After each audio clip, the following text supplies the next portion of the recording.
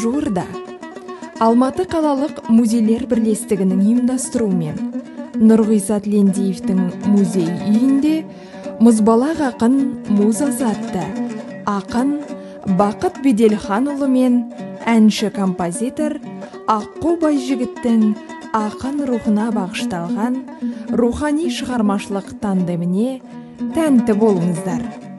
Көріңіздер, бағасын беріңіздер.